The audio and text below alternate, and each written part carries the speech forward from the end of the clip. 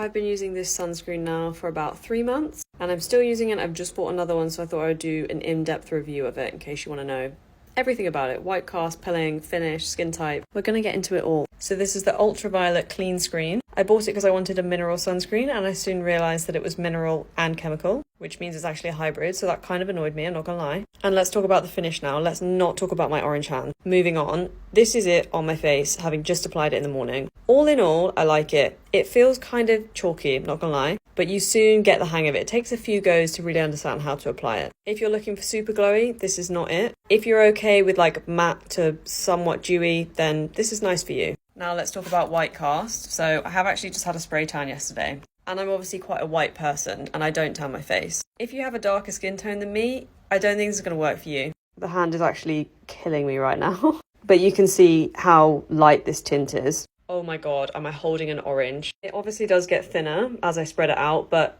I just think if you have even slightly olivey skin, you're probably not going to like this. You can see that there is a slight white cast on my face, but because I'm white, it's kind of okay for me. What I'm planning on doing is finding some more mineral sunscreen recommendations for the darker skin girlies, and that is quite a challenge, so keep your eyes peeled for that. Now let's talk about acne. So sunscreen is a bitch, and to be honest, I wish I didn't have to wear it, but we do. Causes so much acne for me. I find it so hard to find ones that work for me, and in particular these little clogs, I get them so easily. I'm very clog prone. If you're also clog prone, you are in the right place. So this SPF does not cause clogs on my cheeks and it doesn't break me out in big inflammatory spots either, but it did cause closed comedones on my forehead. And you might think this looks like nothing, but that's not normal for me, and I started noticing it roughly a week into using it every day all over my face. And I started getting these about a week into using this all over my face. So what I did was I stopped using it on my forehead and I kept using my retinoid on my forehead to get rid of those bumps. And now I use the Altarist SPF 50 on my forehead because it doesn't clog my pores there, or at least I think it actually might be, but in a different way. Yay. Full update on that coming later on. I actually can't keep up. So I saw that on the Sephora website this has 2 stars. Granted, it has like 1 5-star review and a couple of like 1 or 2 star reviews that's really brought it down. And so I read them, and the main issue that these people have with it is the pilling. In all honesty, I don't think the pilling is that bad. I don't apply it on my neck because I just think I can apply anything I want on my neck. So I'm just going to use up sunscreens that didn't work for me on my neck. But it does kind of pill on your neck, and it peels a little bit around the sides of your face. Don't get me wrong, but that's definitely not an issue I have with this sunscreen in general.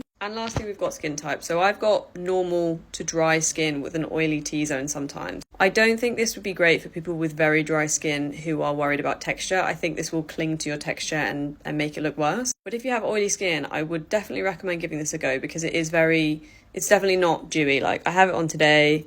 I don't think that's particularly dewy, and it makes my face a little bit dry by the end of the day. Not a lot, just a little bit. So if you've got oily skin, I think this would probably be a good one for you.